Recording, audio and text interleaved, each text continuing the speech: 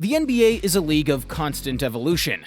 While some teams remain perennial contenders, others are quietly building their empires, ready to burst onto the scene. Every season, a handful of teams manage to defy expectations and ascend to new heights. With roster overhauls, coaching changes, and breakout performances, these squads transform into playoff contenders. Every NBA club strives to be the best version of itself, independent of their present situation. While some may have to step back to rebuild, most would have to make major court progress over the past season. This study focuses on the teams that have achieved the most significant development, so position themselves to significantly exceed their performance from the previous year and maybe create large jumps forward. This strategy enables us to see past mere performance. Although win-loss records are crucial, this goes beyond merely speculating on which teams will score the most victories or stressing the teams who have added the most summer players. Rather, we are concentrating on seeing the teams that have really leveled up in a way that might change their path. The Dallas Mavericks. Even with a little cap room, the Dallas Mavericks have demonstrated that it is feasible to greatly improve a club that made it to the NBA Finals. Although losing Derrick Jones Jr. and his defensive adaptability worries some, the talent that Dallas has added greatly exceeds that loss. 1. The Mavericks have never had alongside Luka Dončić. Klay Thompson gives them a fresh dynamic. Dallas's attack gains a dimension not before present, from his capacity to maneuver without the ball and his shooting ability. Although the Warriors' shot choice occasionally caused issues, a change of environment can frequently result in a change in behavior, particularly when playing next to guys who rule the ball as much as Luka and Kyrie Irving. Another addition who can assist to cover the defensive vacuum left by Jones is Naji Marshall. Although he might not be perfect against faster, smaller guards, he has shown himself against a range of attacking players. Marshall's power lets him guard larger players efficiently. His postseason shooting should be more consistent. One player without enough attention is Quentin Grimes. Injuries and shooting woes threw off his 2023-24 season, but his first 2 years in the league proved he could defend well against top guards and hit down three-pointers.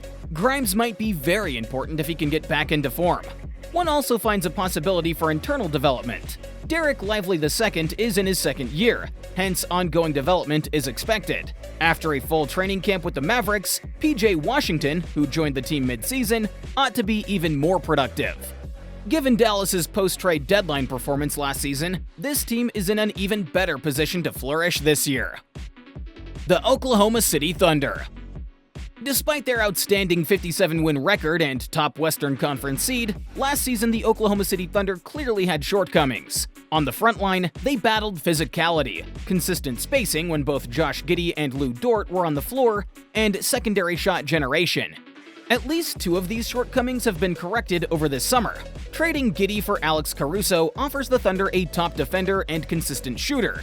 Caruso's defensive abilities will improve a club that's already strong on one end, and his shooting will maintain honesty in defenses. By signing Isaiah Hartenstein, the Thunder has physicality in the paint, and has the choice to play a larger lineup alongside Chet Holmgren if needed. Still not quite obvious is the shot-creating problem. Caruso isn't a main scorer, but can handle the ball. Hartenstein can aid with offense in the half-court, but not in a way that completely fits Oklahoma City's fast-paced approach or to the degree that a real shot creator could provide.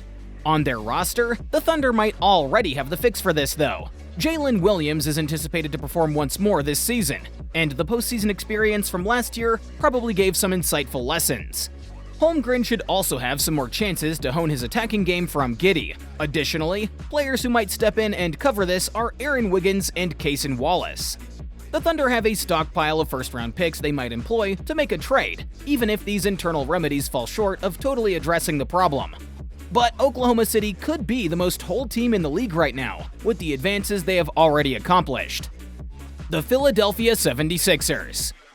By adding Paul George, the Philadelphia 76ers made a big statement this offseason that immediately raised their NBA profile. Still, they did not stop there. They also added much-needed depth to their roster, therefore establishing themselves as a strong competitor. Among the top 5 overall minutes played for the Sixers last season were Tobias Harris, Paul Reed, and the aging Nicholas Batum. George, Caleb Martin, Andre Drummond, and maybe Eric Gordon will contest those important minutes this year. Joel Embiid will obviously be at the center of it all. A recurring left knee issue caused Embiid to play only 39 games last season. It's amazing that he even made it that far, given the degree he pushed himself to play through the discomfort. Although Embiid's past of injuries always raises questions, given George's acquisition and Tyrese Maxey's ongoing ascent, anticipating him to play more than half the season is reasonable. Their presence should reduce Embiid's offensive load, so he can concentrate on maintaining health and meaningful performance. The Sixers have also deliberately arranged their squad with reasonable contracts, allowing them the freedom to move up to 4 first-round picks mid-season as necessary. Philadelphia is in a great position to go from being a strong club to maybe a major league powerhouse with this mix of star power, depth, and trade assets. The Memphis Grizzlies.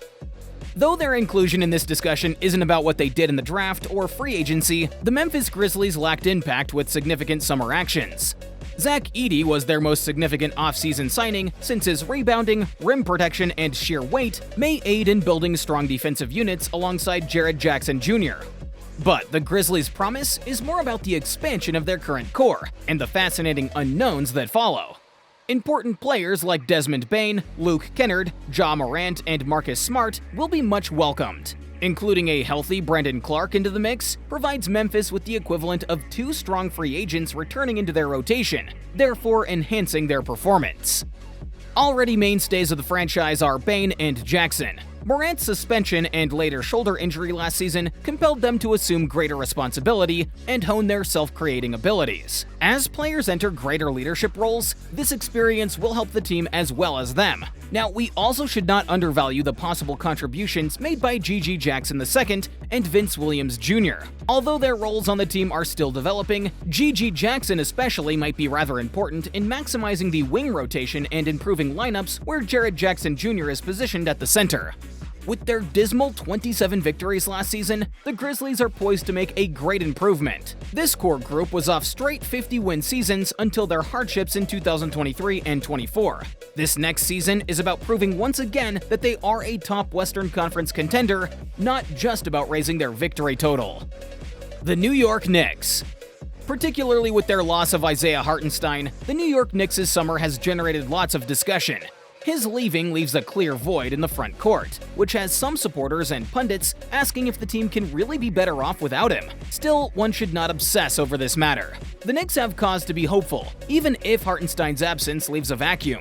A better Mitchell Robinson should make up the most of the defensive value Hartenstein offered. Robinson's presence by itself strengthens the defense, and combined with Julius Randle's offensive adaptability and OG Anunoby, the Knicks could improve their general performance. One cannot simply ignore Anunoby's influence on the Knicks from the past season. New York lost only 5 games, regular season and playoff, when he played more than 5 minutes after he joined the squad. However, due to his propensity to miss games, Anunoby's availability has always been a source of worry. But if he can remain healthier this season, the Knicks have an opportunity to flourish. Still up for contention among Knicks supporters and the larger NBA community is Julius Randle's influence. Though opinions vary, this roster depends much on his playmaking ability. Randle improved his game to fit Jalen Brunson last season, emphasizing more on the secondary elements of his play than on attempting to be the main choice in every scenario. Unlocking the Knicks' potential this year might depend on a healthier and more adaptable Randle. Then there is Mikal Bridges, a player whose all-around game adds great value but might not match the traditional description of a superstar. A superpower in itself is Bridges' ability to fit into any lineup. He improves the perimeter defense of New York, gives consistent shooting, helps with off-ball movement, adds supplementary playmaking, and gives lineup rotation options. Although Bridges might not be the flamboyant player that steals headlines, his presence makes the Knicks a far more dangerous club on both sides of the floor. Now, there are no teams, save for maybe Boston, Oklahoma City, and Minnesota, that aim for perfection. And the Knicks are not aiming for that either. Still, the Knicks have made notable progress over last season. At the top of the rotation, they have grown deeper and more balanced. Even if Jalen Brunson doesn't stay in the MVP debate this season, the Knicks have improved their lineup in ways that should make them a stronger, more resilient club going ahead. And that's all the time we've got for today, folks. We hope you enjoyed this video. Don't forget to subscribe to our channel, and do hit that bell icon on your way out. See you next time!